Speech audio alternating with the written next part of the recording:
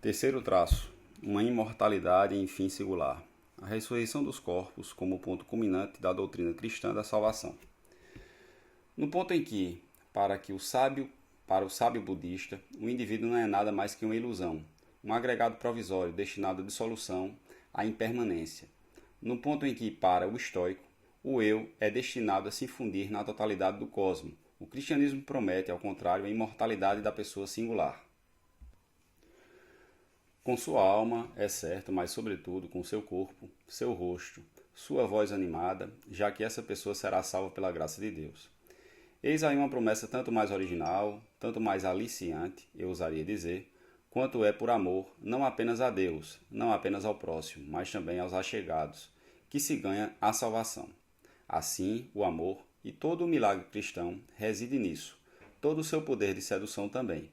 De problema que era para os budistas e estoicos, abre parênteses, amar é se preparar para os piores sofrimentos que possam existir, fecha parênteses, se torna, por assim dizer, solução para os cristãos. Contanto que não seja exclusivo de Deus, mas, ao contrário, tendo como objeto criaturas singulares, pessoas, não faltará amor em Deus, ou seja, amor ligado a Ele e dirigido sobre o que é, na pessoa amada, permanece. Eis porque Agostinho, depois de ter feito uma crítica radical ao amor-apego, em geral, não o exclui quando seu objeto é divino do próprio Deus, certamente, mas também das criaturas em Deus, já que elas mesmas escapam à finitude para entrar na esfera da eternidade. Se as almas te agradam, ama-as em Deus, porque elas são errantes e imutáveis em si mesmas, e fixas e imóveis nele, de quem elas obtêm toda a solidez de sua existência, e sem o qual elas desmoronariam e pereceriam. Segurai-vos firmemente nele, e sereis inabaláveis. A esse respeito, não há nada mais impressionante do que a serenidade com a qual Agostinho evoca os lutos que sofreu, não mais antes da conversão ao cristianismo, mas depois, começando pela morte da mãe, quem era, contudo, muito próximo. Algo semelhante acontece em meu coração, onde o que era fraqueza e pertencia à infância, entregando-se ao pranto, era reprimido pela força da razão, e ele se calava. Pois não acreditávamos que fosse justo acompanhar seu funeral com lágrimas, lamentos e suspiros, porque dele nos servimos habitualmente para deplorar a infelicidade dos mortos, como se fosse seu total aniquilamento. Em vez disso, a morte de minha mãe não era desgraça, ela ainda estava viva na principal parte de si mesma. Nesse sentido, Agostinho não hesita em evocar a, entre aspas, aventurada morte de dois amigos, fecha aspas, muito queridos, mas que ele teve a felicidade de ver convertidos a tempo que puderam, consequentemente, beneficiar-se da, entre aspas, ressurreição dos justos. Como sempre, Agostinho encontra a palavra certa, pois é a ressurreição que, em última instância, inaugura a terceira forma de amor, que é o amor em Deus. Nem apego às coisas mortais, pois ele é funesto e condenado aos piores sofrimentos, e nesse ponto, budistas e estoicos têm razão, nem compaixão vaga e generalizada, por esse tão falado próximo, que designa Deus e o mundo, mas amor apegado, carnal e pessoal por seres singulares, achegados, e não apenas próximos, desde que esse amor se realize em Deus, quer dizer, numa perspectiva de fé que fundamenta a possibilidade de uma ressurreição. Daí, o laço indissolúvel entre amor e a doutrina da salvação. É por e no amor em Deus que o Cristo se revela, fazendo, entre aspas, morrer nessa morte e, entre aspas, tornando imortal a carne mortal. O único que nos promete que nossa vida de amor não se acabará com a morte terrestre. Não tenha dúvida de que, evidentemente, a ideia da imortalidade dos seres já estava presente sob múltiplas formas em inúmeras filosofias e religiões anteriores ao cristianismo. Todavia, a ressurreição cristã oferece particularidade única de associar estreitamente três temas fundamentais para a doutrina da bem-aventurança: o da imortalidade pessoal da alma, o da ressurreição dos corpos, da singularidade dos rostos amados, o da salvação pelo amor, até mesmo o mais singular, desde que seja o amor em Deus. É assim que ela constitui o ponto nodal de toda a doutrina cristã da salvação. Sem ela, que, de modo significativo nos Atos dos Apóstolos, é chamada de Boa Nova. Toda a mensagem de Cristo desabaria, como afirma claramente no Novo Testamento a primeira epístola aos Coríntios, 15, 13 a 15. Ora, se prega que Cristo ressuscitou dos mortos, como podem alguns dentre vós dizer que não há ressurreição dos mortos? Se não há ressurreição dos mortos, também Cristo não ressuscitou, e se Cristo não ressuscitou, vazia é nossa pregação, vazia também é a nossa fé. Ressurreição é, por assim dizer, o alfa e o ômega da soteriologia cristã. Ela é encontrada não apenas ao termo da vida terrestre, mas também em seu começo, conforme testemunha a liturgia do batismo, considerada como primeira morte, entre parênteses, simbolizada pela imersão, fecha parênteses. E primeira ressurreição, para a vida autêntica, a da comunidade dos seres prometidos à eternidade, e, assim, amáveis de um amor que poderá, sem se perder, ser singular.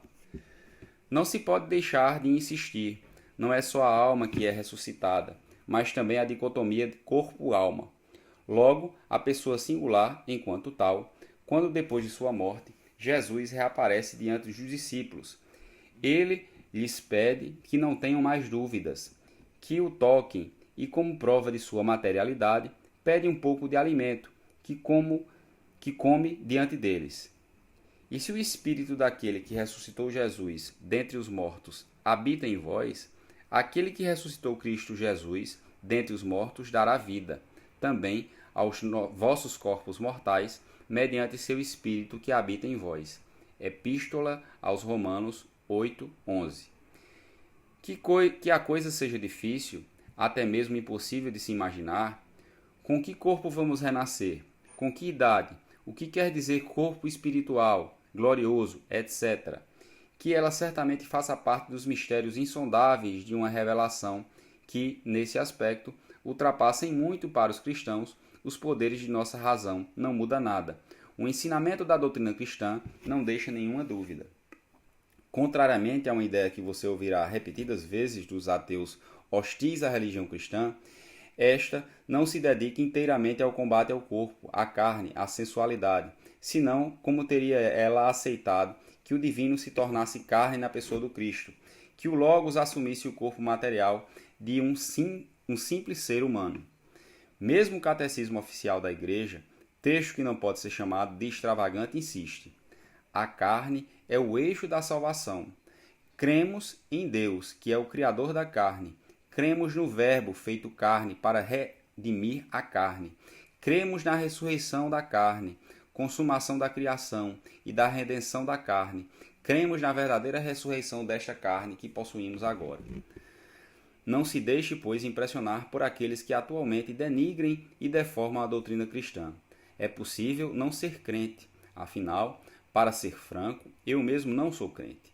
Nem por isso se pode dizer que o cristianismo seja uma religião inteiramente voltada para o desprezo da carne, porque é simplesmente inexato. Assim, é nesse ponto último da doutrina cristã, da salvação, que você pode facilmente compreender como foi possível que ela prevalecesse quase que incondicionalmente sobre a filosofia durante perto de 15 séculos. A resposta cristã, pelo menos caso se acredite nela, é seguramente a mais eficaz de todas.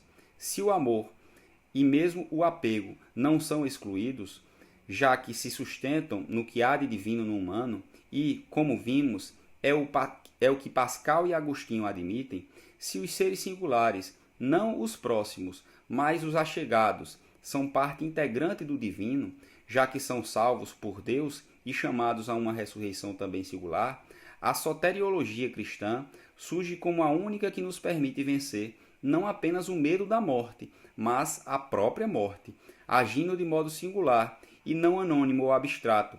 Só a resposta cristã apresenta aos homens a boa nova, por fim efetivamente realizada, de uma vitória da imortalidade pessoal sobre a nossa condição de mortais. Para os gregos, particularmente para os sofistas, o temor da morte era finalmente vencido no momento em que o sábio compreendia que ele próprio era uma parte ínfima, sem dúvida, mas real da ordem cósmica eterna. Era nessa qualidade, por adesão ao Logos universal, que ele conseguia pensar a morte como simples passagem de um estado a outro, e não como desaparecimento radical e definitivo. Não é menos verdade que a salvação eterna, assim como a providência, e pelas mesmas razões que ela, permanecia impessoal. É, portanto, fragmentos inconscientes de uma perfeição, ela mesma inconsciente, que podíamos pensar em nós como eternos, não enquanto indivíduos. A personalização do Logos muda todos os dados do problema. Se as promessas que são feitas pelo Cristo, esse Verbo encarnado, que testemunhas fidedignas viram com seus próprios olhos, são verídicas, se a providência divina me assume enquanto pessoa, por mais humilde que seja, então minha imortalidade será também pessoal. Então, a própria morte, e não apenas os medos que ela provoca em nós, que finalmente é vencida. A imortalidade não é mais a do estoicismo, anônima e cósmica, mas individual e consciente da ressurreição das almas acompanhadas de seus corpos gloriosos. Essa é a dimensão do amor em Deus, que vem conferir um sentido último à revolução operada pelo cristianismo. Nos termos do pensamento grego, é esse amor que se encontra no seio da nova doutrina da salvação, que se revela ao final mais forte do que a morte. Como e por que essa doutrina cristã começa a declinar com o Renascimento? Como e por que a filosofia conseguiu sobrepor-se à religião a partir do século XVII? E o que vai propor em seu lugar? Eis aí toda a questão do nascimento da filosofia moderna, a mais apaixonante que há, sem dúvida, e que vamos agora abordar.